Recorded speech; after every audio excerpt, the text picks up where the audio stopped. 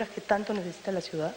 Bueno, y se negocia una retribución del 7% de los peajes solo de evitamiento, no el futuro peaje que estará abajo del túnel. Igual, se licúa. En todo caso, ese 7% a valor presente se decía, esto es tantos millones para otra obra. Siguiente.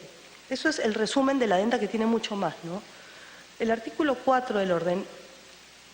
Si se puede tener en el último... Congresista Costa. Presidenta, gracias. Si se puede tener en el último punto de la adenda, que tiene que ver con el 7% de los peajes, antes de proseguir, por favor, que no lo he explicado. A ver, cuando renegocian la adenda, renegocian pedirle, a ver, las concesiones pueden ser gratuitas u onerosas. Onerosa es cuando hay una retribución en especie o en... Esta concesión era gratuita, entre comillas digo, porque en verdad el COSAC era una infraestructura que quedaba para la ciudad. Ese corredor de 16 kilómetros más 32 estaciones no lo iba a operar el concesionario, el AMSA. Lo ejecutaba y se lo entregaba al municipio de Lima para que sea Protransporte quien licite las rutas y entren como en la vía expresa Paseo de la República. Entonces, pero no tenía retribución líquida que entre, todo era en obras, ¿no? Las obras para la ciudad y esta obra que no iba a explotar. Cuando renegocian, señalan que han logrado un éxito que es el 7%, obtener que a la municipalidad le paguen el 7% del ingreso de las casetas de evitamiento, no debajo del túnel. Ese 7%, en vez de que entre y se licúa finalmente en gasto corriente, ha podido ir a alguna obra más de la ciudad. Por eso quería mostrar la norma de peajes. ¿Por qué mi opinión de que Río Verde está mal? ¿Y por qué mi crítica, si quieren, a esto, ¿no? Porque se necesita tanto, y no es que haya muchos peajes, que la plata de los peajes debe ir a hacer obras. Esas obras, porque es el destino de la norma. La norma de peajes dice que el dinero de los peajes es para implementar, regular, ejecutar la red vial metropolitana. Presidenta. Congresista García Belaúnde, había pedido la interrupción antes el congresista Castro, luego usted. Sí, no, solamente... importa? Congresista García Belaúnde, sí. está bien.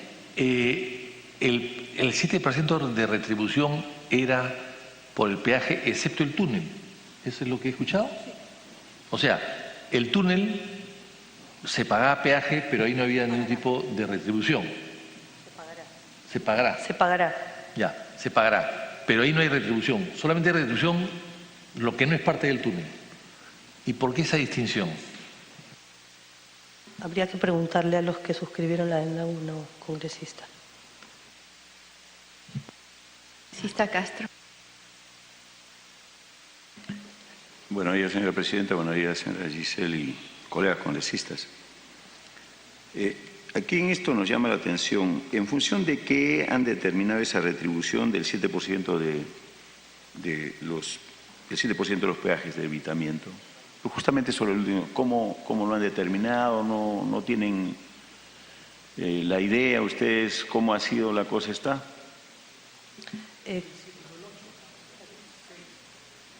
Por eso es que, ¿cómo lo han determinado? Podría ser 5, 7, 8 o 11, no sé. Eso es, ¿qué es lo que queremos saber? A ver, eso debe estar en los estudios de, bueno, los intermedios, ¿no? Los que hicieron después del acta de acuerdos, pero no es algo que yo pueda explicar. Yo solo estoy haciendo un resumen de lo grueso, lo más saltante de la adenda 1.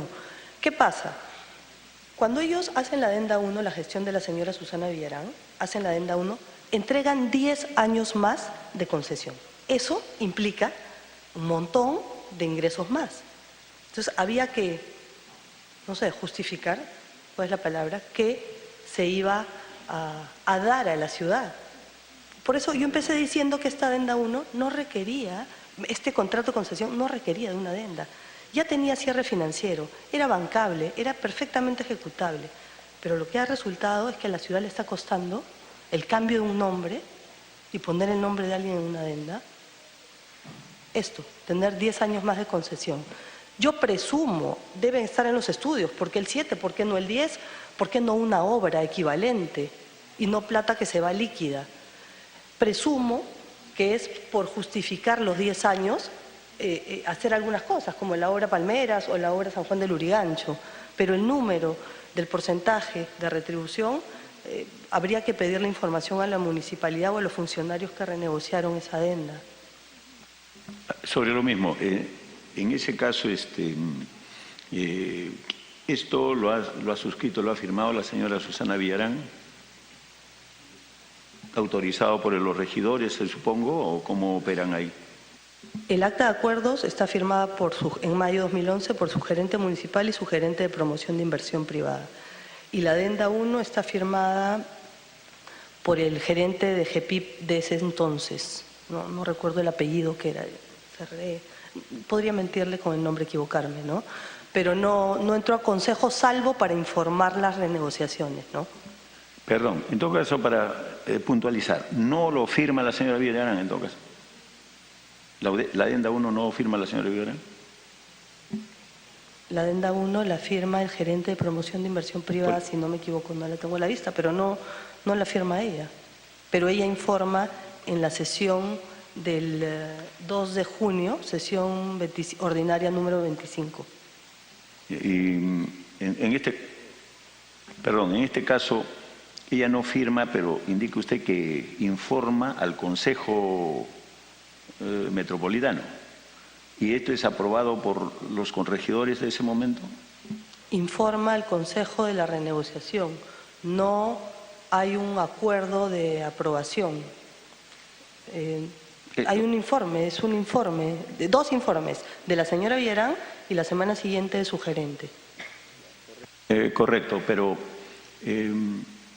eso requiere aprobación siempre usted que ha trabajado, y requiere aprobación del Consejo de Lima Metropolitana por parte de los regidores, en este caso, ante el informe, lógicamente, de la alcaldesa. No creo que sea solamente una información, sino que tiene que haber una aprobación respecto a este tema, o se excluye de la aprobación. No requiere, pero normalmente un proyecto de esa envergadura deberían, para una renegociación, llevarlo, ¿no? Bueno, señora presidenta, por favor, que nos hagan llegar todo esto, lo que hemos solicitado, o sea, lo que hemos conversado. Señora secretaria técnica, vamos a requerir la documentación que acaba de mencionar el congresista Castro. Congresista Costa. Gracias, presidenta. Para terminar de entender el acta y la adenda, que son, según usted, lo mismo, salvo en términos de su validez legal, digamos,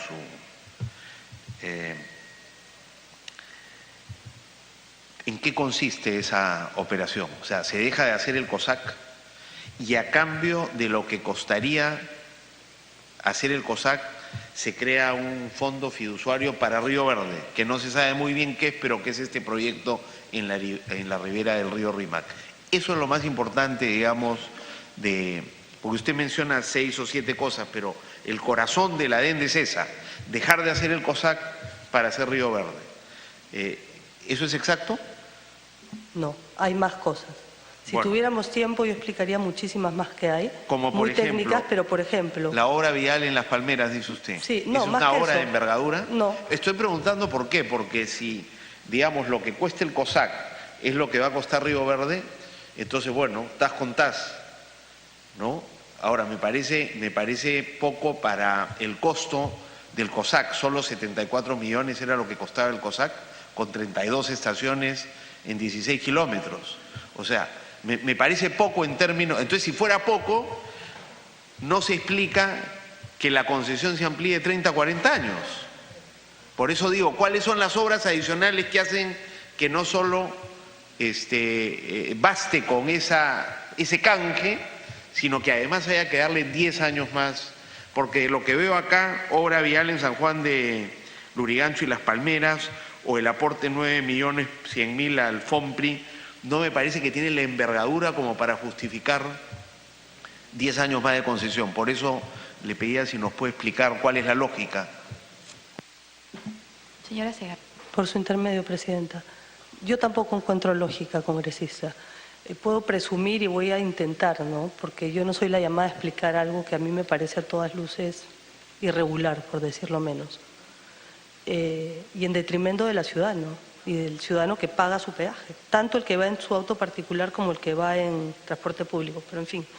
Además de lo que se ve ahí,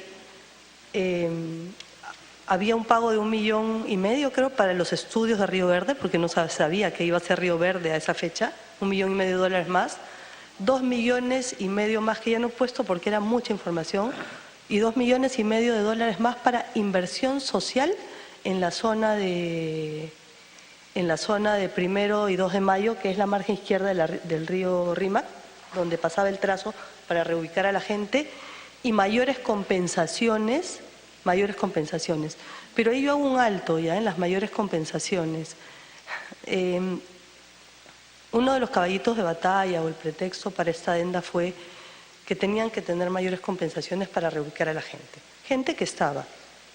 La margen izquierda está dividida así.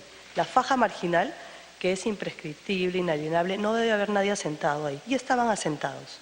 Hay una faja marginal al lado del río. El medio, relleno sanitario, tampoco debían estar. Y el otro lado, ya donde debía ejecutarse la Morales Duárez, que estaba parcialmente ejecutada a medias, era derecho de vía, que tiene la misma condición, ¿no? Entonces, sabemos que eso tiene un valor que no es el mismo de una persona que tiene su título de propiedad y demás, ¿no? Todo saneado. Ese fue uno de los argumentos, ¿no? Pagar mayores compensaciones, mucho más. Pero luego, cuando vean las siguientes láminas de mi exposición, se firma un trato directo en que se reconocen mayores gastos generales a la concesionaria, a sola firma, por $142 millones. No en la vía del arbitraje como pacta el contrato, porque el contrato siempre pacta un trato directo, que es la primera fase para ver qué estamos reclamando, y de ahí un arbitraje en la Cámara de París. Solo con un acta de trato directo firmada por un funcionario se reconocen 142 millones por la demora en la liberación de las áreas. Si se hizo la adenda 1 para pagar más valores y liberar las áreas, de ser viable el proyecto, después se pagó doble. Se pagó después 142 millones a través del alza de peaje de 50 centavos en diciembre de 2014 y 50 centavos más en febrero de 2016. Amén de una serie de cláusulas en la adenda 1 que es bien técnico, que cambian el capítulo de fuerza mayor. Caso fortuito de fuerza mayor tiene un capítulo. Y ese capítulo señala, por ejemplo, que cualquier acto tipificado como caso fortuito de fuerza mayor valida la suspensión de obligaciones, sin culpa de las partes, punto. Si ya hay un gasto que se haya irrogado un perjuicio, se reclama y se verá. En esta adenda 1 se abre un nuevo capítulo que se llama eventos especiales. Y los eventos especiales agarran todo lo que es caso fortuito de fuerza mayor y lo pasan ahí. Y dice, la sola configuración de los eventos especiales dará lugar a la compensación económica al concesionario. Además de la suspensión. Porque la suspensión es válida, porque si es sin culpa se suspende. Me dejo entender, ¿no? Esa es una de tantas, ¿no? Es difícil que yo pueda explicar o sustentar. Yo lo que vengo a narrar es por qué mi posición respecto de los cambios al contrato de Río Verde, y bueno, estoy acá por eso, ¿no? Para explicar lo que yo he hecho.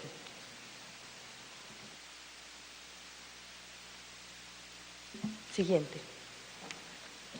Como ya mencioné, el artículo 4 de la ordenanza 868, concordado con el artículo 16, numeral 2 de la Ley Orgánica de Municipalidades, señala: el íntegro de las rentas por concepto de cobro de peaje se aplican exclusivamente a planificar, regular, organizar y mantener la red vial metropolitana. Ese es el destino de un peaje, en la ciudad de Lima por lo menos. Siguiente.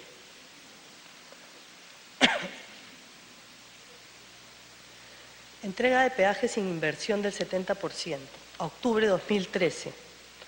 La Municipalidad de Lima entregó el peaje existente en la vía de evitamiento para la explotación del concesionario LAMSAC sin verificar un avance de obras del 70% según lo estipulado en el flujo de caja del proyecto, que está contenido en el texto modificado de la iniciativa privada que forma parte del libro blanco. El cuadro 10.5 que tengo acá señala que una vez que que debían haber aproximadamente $332.1 millones a esa fecha, diciembre de 2012, por decir algo. Y el acuerdo de consejo recoge también lo del 70%. Además, se incumple el anexo 6 del contrato de concesión, que ya mencioné, que es el avance físico, es un cuadro como un diagrama de Gantt con las barras, el avance físico de las obras, ¿no?, que debía haber a octubre de 2013. Siguiente.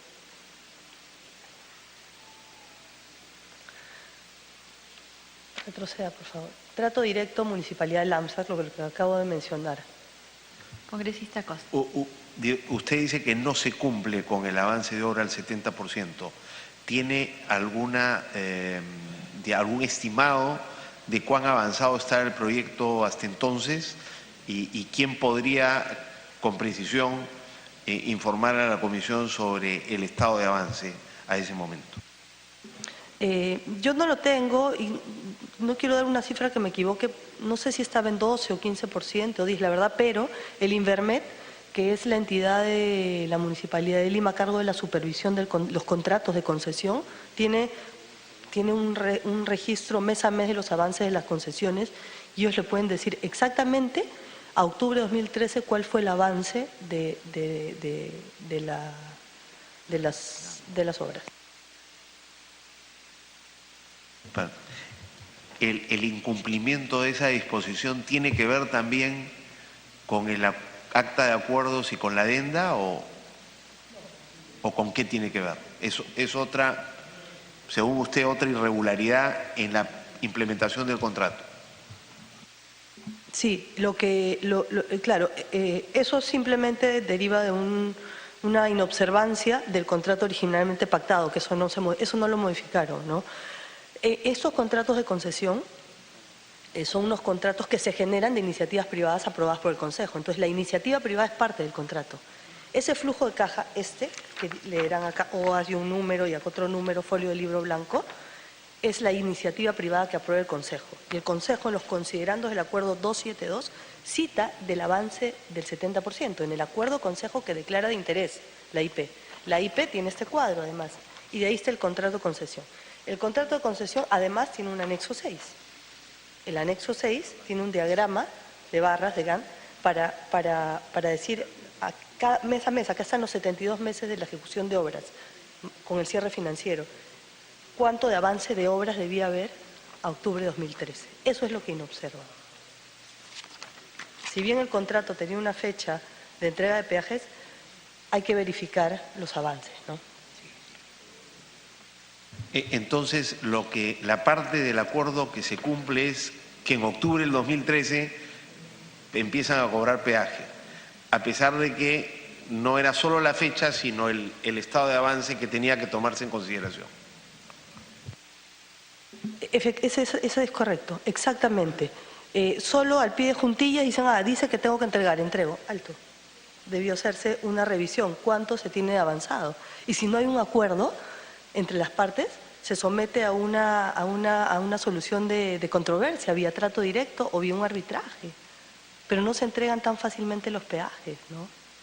El problema de estos contratos, en la experiencia que yo tengo, es la ejecución. O sea, un contrato lo que busca es a futuro regular una relación contractual, prever ciertos supuestos, asignar riesgos, establecer un contrato a nivel de ingeniería preliminar, pues así.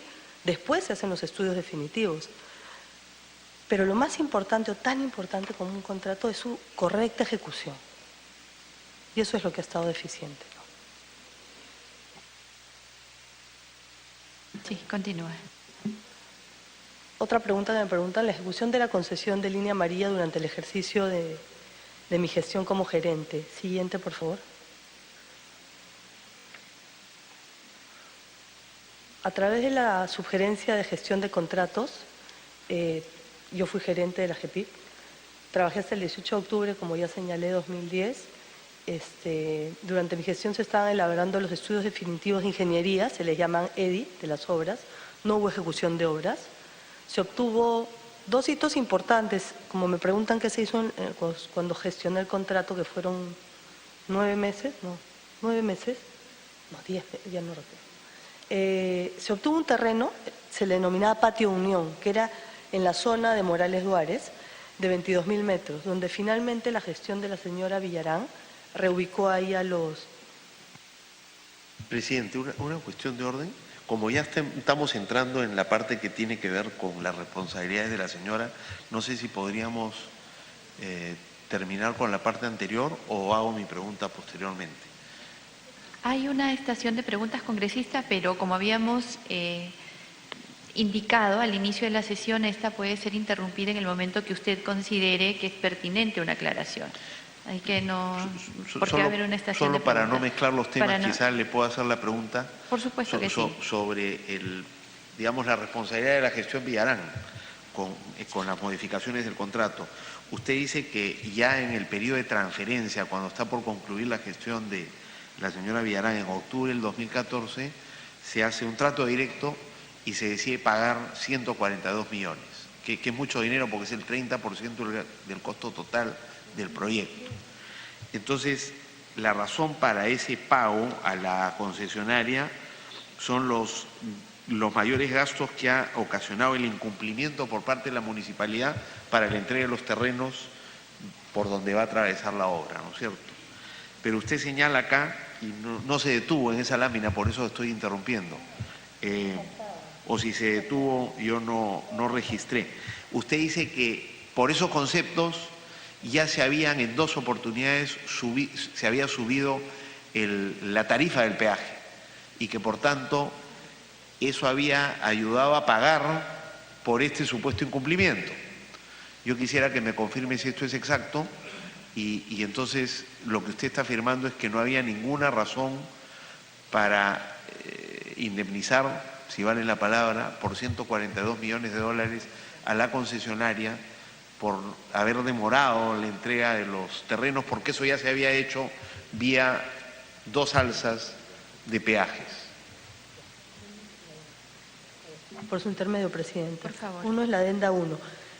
Lo que pasa es que a través de la adenda 1 se decide subir las compensaciones a los afectados por el trazo de la vía en la margen izquierda o en Huascarán, donde sea.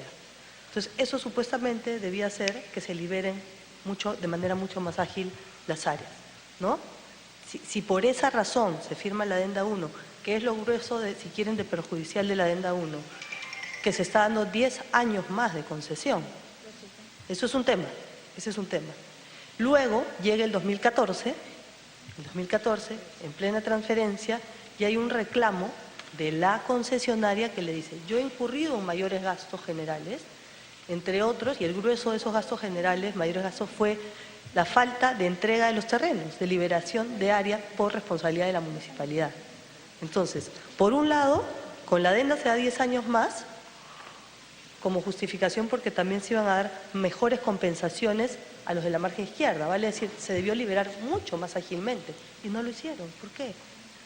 Si por un lado subían las compensaciones, ¿por qué no se liberaron las áreas rápido? Y al no liberarlas, se incurre en responsabilidad y se reconoce y se admite. Es lo que, no sé si me dejo entender, y se le reconoce 142 millones. Ni siquiera liberaron terrenos propios. Hay terrenos de la municipalidad que tienen que ser entregados, como era la maestranza en Alfonso Ugarte. No los entregaron y por eso se ha pagado mayores gastos generales en este, ¿puede poner la lámina de trato directo? En este trato directo. Más. O sea, y claro, es muy difícil entender cómo en año y medio, porque un año y medio antes, en febrero del 2013, se firma la adenda.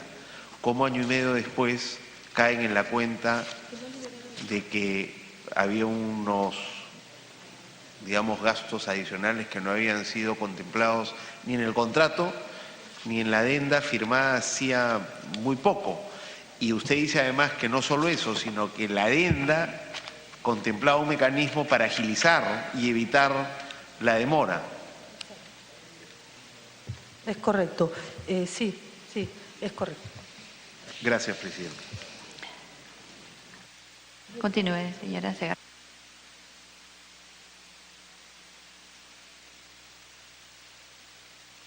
Se consigue un terreno que es Patio Unión a través de la SBN para reubicar a los pobladores de la margen izquierda, preferentemente los afectados por línea amarilla. Y eso era un hito importante, ¿no?, para la ejecución del contrato, porque esto iba a viabilizar que sabíamos que la parte crítica del proyecto, porque tenía como 800 a 900 afectados probables de la margen izquierda, el grueso y la parte crítica del proyecto era la liberación de esos terrenos para ejecutar las obras. Entonces conseguimos un terreno en el entorno, cerca, porque la gente tiene su vida ahí, sus hijos van a los colegios cerca, su trabajo, y no quieren mudarse a terrenos que se les ofrezcan en Caraballo, por ejemplo.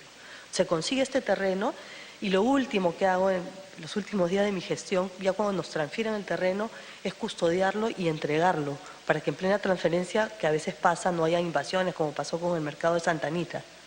Y se custodia el terreno, se le entrega a la concesionaria para que lo custodie y finalmente ahí ha desarrollado un programa de vivienda la concesionaria con la municipalidad en la gestión anterior, en el terreno que conseguimos nosotros, ¿no?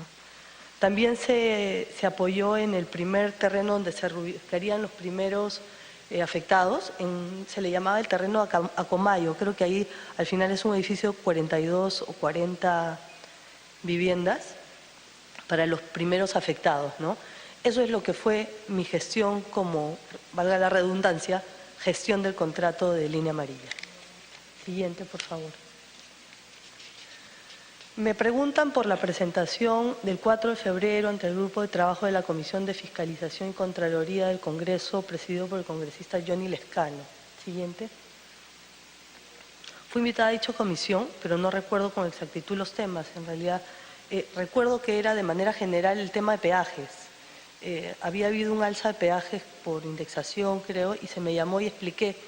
Y recuerdo, vine al Congreso y, si mal no recuerdo, fue la primera vez que hablé de que debió haberse verificado una inversión del 70% antes de entregar los peajes. Eso es lo que recuerdo.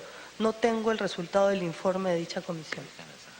Ustedes deben tener de repente las actas o acceso a ello. Me preguntan por mi vinculación laboral y o prestación de servicios con personas o personas jurídicas vinculadas conmigo y con Constructora OAS Sucursal Perú.